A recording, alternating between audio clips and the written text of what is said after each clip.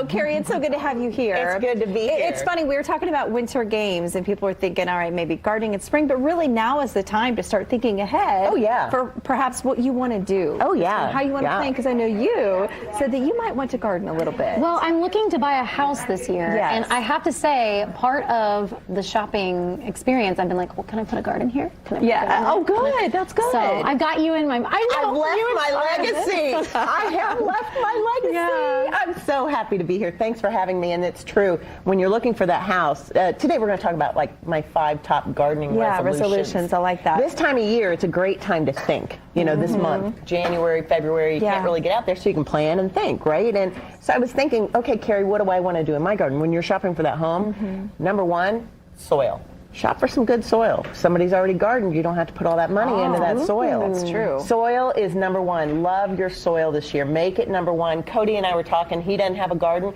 but if you do get one, make sure you don't buy any plants and put any money into those plants until you put money into that soil. And so all year long, we're going to talk about these gardening resolutions and these 5 list items. All year long, I'm going to be here every month, and I'm going to be teaching people how to grow a more beautiful life. And so soil is just important. The thing I read about soil, I love this little book. It's simple. It's Penelope Hobhouse's little book on soil. Cute. Isn't it cute? And it's so words I simple. It's like use. soil doesn't have to be complicated. But in it, it says, if the worms are happy, the soil is happy. That's my motto today. If the worms are happy, the soil's happy. See, it's tricky at my house because I have a lot of them. Because if you have a lot of them in there, they make more. Oh, there you go. Yeah, you know how they're happy. Okay, well, let's move on to the next one. Number 2. So, don't eat what you grow. Grow what you eat. Grow what you eat. Okay. I plant more stuff that I don't use. And I'm like, why am I like spinach, but I don't need that much spinach. Yeah.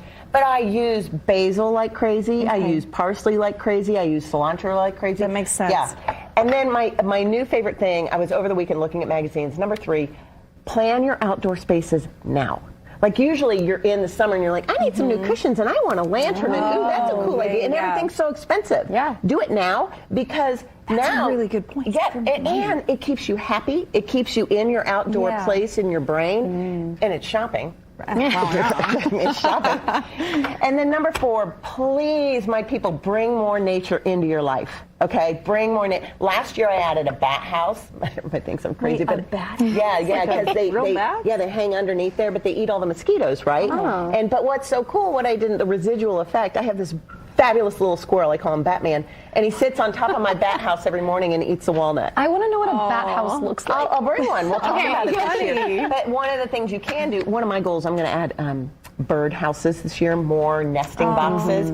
But right now, put soot out for the birds. Soot feeds the birds' feathers. It's an oily substance like our omega-3. It feeds the birds' feathers. And the more feathers, the warmer. Like my sweater. You know, I didn't even know I was wearing this sweater to make that little analogy.